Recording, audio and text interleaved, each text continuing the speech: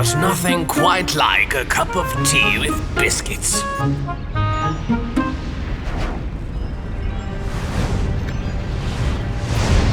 This is amazing.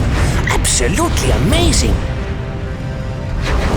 We are moving forward in time so fast that by my calculations, if I stand here another quarter of an hour, I will have seen with my own eyes geological processes that took millions of years.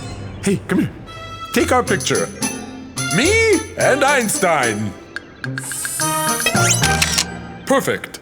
And God said, let the waters under the heaven be gathered into one place and let the dry land appear. Why, that's impossible. Do you mean to say that the earth was once covered with water and that the land then suddenly appeared? That is precisely what we are seeing. Take a look. This is the most severe ice age that the earth has ever known. At the poles, the temperature dropped so much that huge ice glaciers formed, locking up huge amounts of water.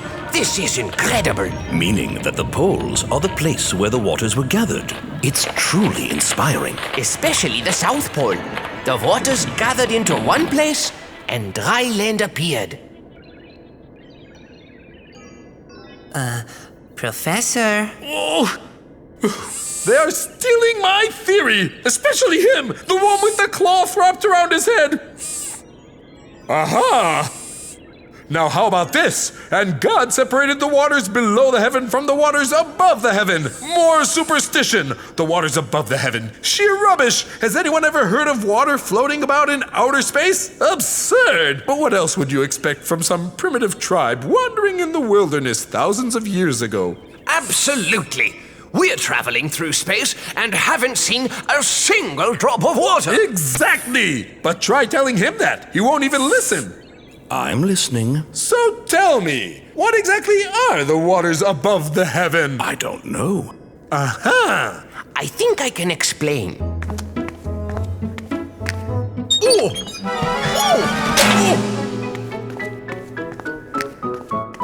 But I need a volunteer who's willing to take a spacewalk. Me? Oh, I would gladly walk in space. I'd do anything for the benefit of science, but my leg has been giving me trouble. Oh, you can't imagine the pain, the pain!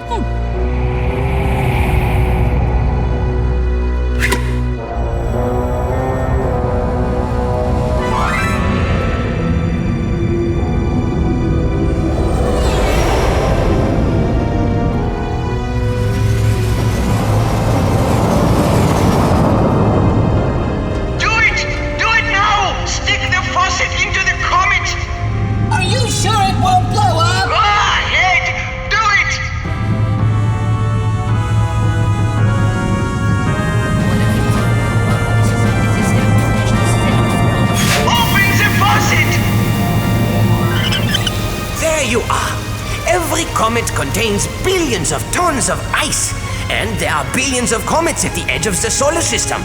And if they were all to melt, they would produce 1,000 times more water than all the Earth's oceans combined.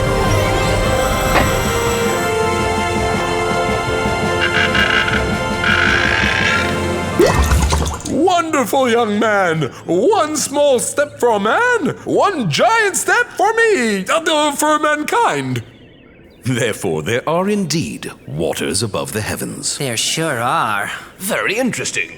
Very interesting. But Charles, you know what else it says there? It is written that God created the animals. All of a sudden, poof! What? Sheer nonsense. Absolutely not. Please, allow me. I won't allow you a damn thing. Nobody is going to ruin my theory, sir. Not even you.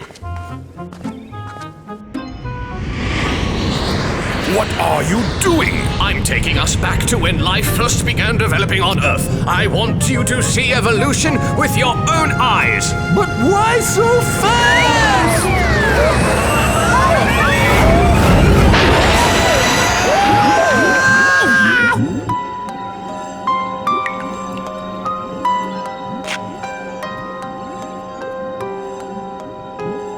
I'm beginning not to enjoy this trip. Wow, that was fantastic.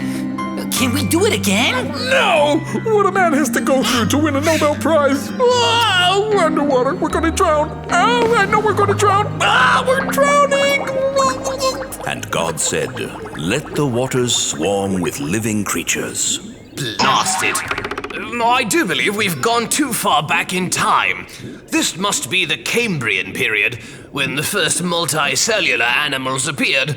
Unfortunately, there's nothing here except maybe some microscopic creatures and whatnot.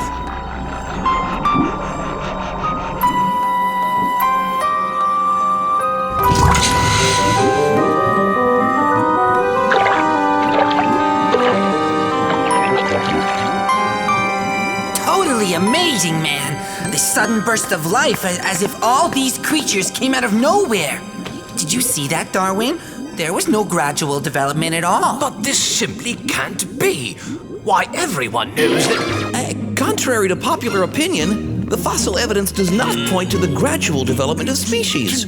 Rather, the fossil record shows that there was a sudden explosion of marine life in huge numbers and of incredible variety. Yes, thanks very much. Scientists term this phenomenon one of the great riddles of biology. There's no riddle. The Torah says, "Let the waters swarm with living creatures." And the waters swarmed with creatures after their kind. Gentlemen, why do you keep on being surprised time after time when it turns out that what's written in the Torah is the truth? Sheer nonsense! Nobody is going to take my wonderful theory away from me! No, Charles. I'm going to take us to a later period, and then we'll see! Be careful!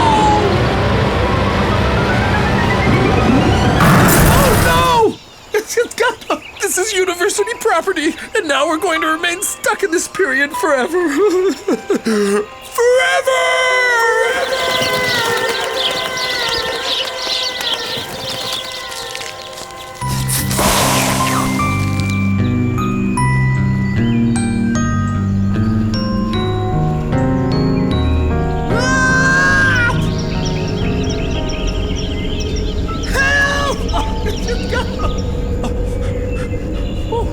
Relax. Why are you guys so stressed out? It's only a solar eclipse. This is fantastic. It's as if it was created just for us. Nothing has been created for your benefit, and nobody has created anything here. Why not? It's for his benefit, and mine, and yours. For the benefit of us all. Rubbish. No, he's right. Do you know why the sun shines? Yeah, it's simply The sun shines because of a constant series of nuclear reactions occurring inside it. The interesting thing, however, is that if the intensity of the nuclear force were even slightly different, either stronger or weaker, the sun would not shine at all. Really? And without sunshine, the Earth would be a lifeless rock floating through space. That's awful. It's not so bad. Luckily for us, the intensity of the nuclear force is precisely the right level needed to make the sun shine, making life on Earth possible. As I said, the world was created entirely for our benefit. We call this divine providence. It's just a coincidence. Complete happenstance, just like the development of life on Earth. Something I like to call natural selection. And I call it the divine creation. Natural. Divine. Natural! He's telling you natural. You have it on the authority of a world-renowned scientist, so why must you keep on arguing? What difference does it make what you call it when you're both talking about the same thing? Out of the mouths of babes.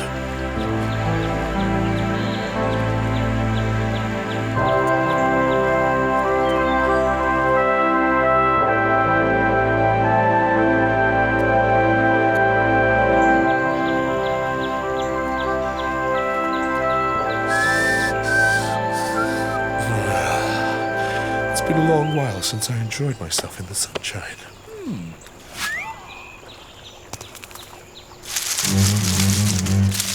What's that? It's a...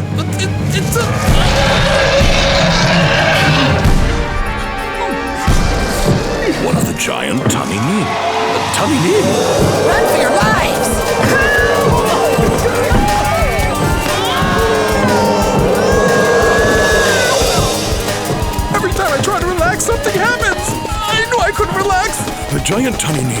mentioned in the book of Genesis. We must be back in one of the days of creation. These aren't tiny Neem. They're dinosaurs! What difference does it make what they're called? They've all got teeth!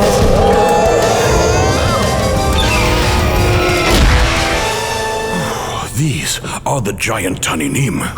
I can't believe it. You keep on calling them tiny Neem, but they're dinosaurs. You're making a mockery of my entire theory. Wait. Clearly they are not the tiny Neem in the simple sense of the word, but maybe it's... Just a minute. Whose side are you on? These are the giant tiny Neem, and that's all they are. I can't believe it. He just goes and dismisses all my research. On what grounds, man? On what grounds? And what are the grounds for your claims? Are you serious? Are you not familiar with all the recognition I have been awarded? No. Well then, in 1859, my famous book, The Origin of Species, presented my theory that evolution takes place through the accumulation of small changes that occur in living creatures over long periods of time. In this way, simple organisms gradually turn into more complex organisms better suited to their environment. On the contrary, the Torah contends that present-day animals are not the result of gradual development.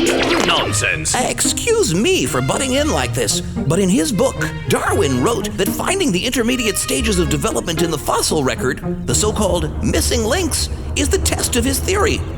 But the fact is that these missing links have never been discovered. Pardon me? Really? Who invited this man here? How could gradual evolution be possible if it's known that all the dinosaurs in the world were suddenly wiped out when a gigantic meteor struck the Earth? What? What? What is he talking about? Evolutionary changes did occur gradually. How do you know that? Well, it's very simple. Birds, for example, they developed gradually from the dinosaurs. What? What? In other words, at some point in time before the appearance of today's birds, a creature existed that was a combination of dinosaur and bird? Dino bird? Exactly! I see you've got the idea, Einstein, old boy. Must have taken a long time for dinosaurs to turn into birds. Extremely long. An entire age of dino birds. Well, yes, that's what is supposed to have occurred according to my theory. But is that what actually happened? Look, try to understand. So, where are these dino birds? That's it! I've suffered enough! I'll go out and get you your dino birds. We can't leave him out there alone. That's right. I'm going with him. Wait for me! Hey, wait! Hey! Oh, but what about the dinosaurs? The tiny Neem? You'll all be eaten alive! Wait for me!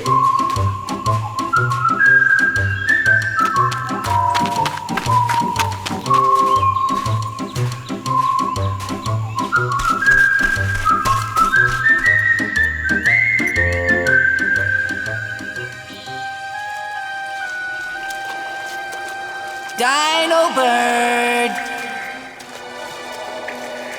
Hey, dino bird, where are you? Come here, boy, dino bird! Let him work. There you are. I hear something.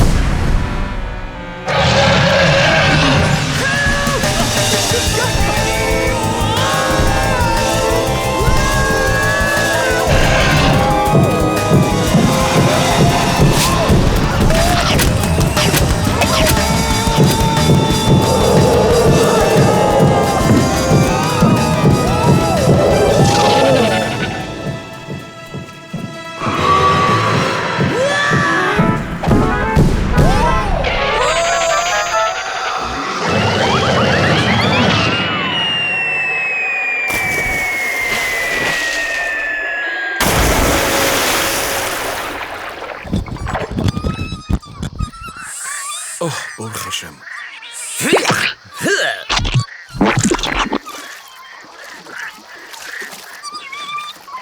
Look! Look at that! Did you see that? Evolution in the making. My theory is correct. My theory is correct. So, what do you have to say for yourself now, laddie?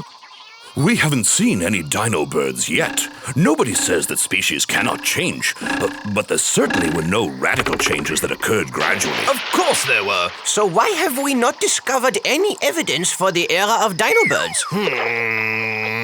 How about that, then?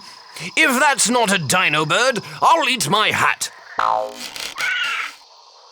I'm sorry, that's a dinosaur, not a bird. Its skeletal structure doesn't at all resemble that of a bird. It's nothing more than a dinosaur with feathers.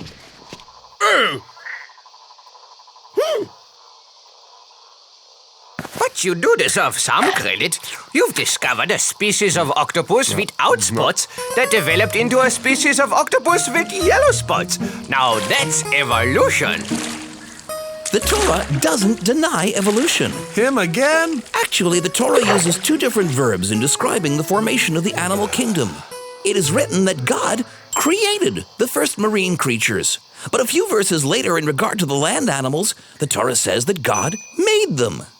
A creation refers to the production of something absolutely new, like the formation of life itself, whereas making refers to the transformation of something simple into something more complex, like the subsequent development of the animal kingdom. Yes, very interesting, very interesting. And now, please go back where you came from. Wait a minute.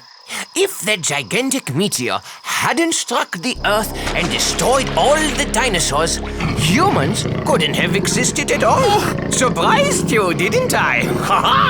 Actually, as long as the dinosaurs were around, there couldn't be any large mammals. Please don't interrupt me. If the meteor hadn't struck as hard as it did, the dinosaurs would not have perished, and we wouldn't be here today. Any harder, all life on Earth would have perished, and we wouldn't be here today. However, the meteor struck the Earth precisely hard enough to destroy all the dinosaurs, but still weak enough to allow the small mammals to survive and develop into the large mammals we see today. Either we've been very lucky, or this is the hand of God. Oh my God!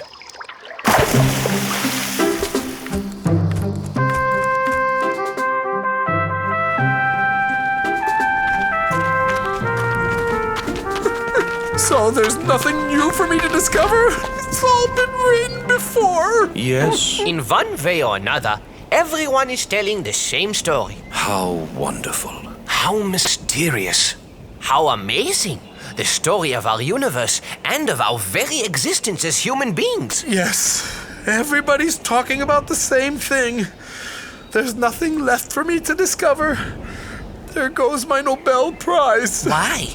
We've got the film. Is there anyone else who's got real footage of the creation of the world? The film. The film! I'm saved! We've got the film!